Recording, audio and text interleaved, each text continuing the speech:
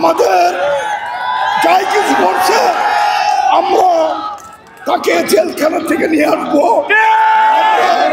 বহিষ্কার আদেশ প্রত্যাহার করবো, কমিটির পুনর্মূল্যায়ন করবো, যা যা করা দরকার সকল বিষয়ে আমরা আমাদের রাজনৈতিক দায়িত্ব আমরা পালন করব। বিগত কয়েকদিন যে ঘটনা কমিটিকে কেন্দ্র করে ঘটেছে, আজকে পর্যন্ত যে সমাবেশ গাজীপুর জেলা বিএনপির আহ্বায়ক কমিটি বা কালিয়াকৈর উপজেলার নেতৃবৃন্দ যারাই জড়িত আছেন আহ্বায়ক কমিটি, নিশ্চয়ই তারা উপলব্ধি করতে পারছেন, উপলব্ধি করতে পারবেন।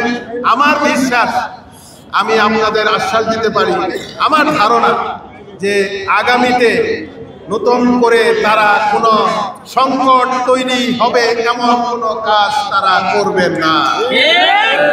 আমরা সমস্ত জিনিসের সমাধান ইনশাল্লাহ দ্রুতই আমাদের নেতা জনাব তারেক রহমান সাহেবের নলেজে দিয়ে আমরা এটার সমাধান করব। এই কমিটিকে ঘিরে আর কোনো বিশৃঙ্খলায় লিপ্ত হওয়া যাবে না।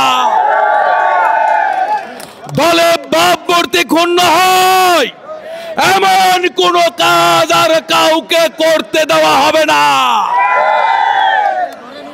আমরা আজকে দীর্ঘ 1.5 ঘন্টা যারা এই প্রত্যাশিত পদ পদবি পান নাই তাদের কথা কেন্দ্রীয় নেতারা শুনেছেন। অবশ্যই তার যথাযোগ্য মূল্যায়ন কিভাবে হয় তার করণীয় তারা নির্ধারণ করবেন। সেই পর্যন্ত যেরকম 15 বছর দেশে ছিলেন, আন্দোলনে ছিলেন, তারেক রহমান সাহেবের দলের স্বার্থ সংরক্ষণের জন্য ঐক্যবদ্ধভাবে সকলকেই মাঠে থাকতে হবে বন্ধুরা আমার।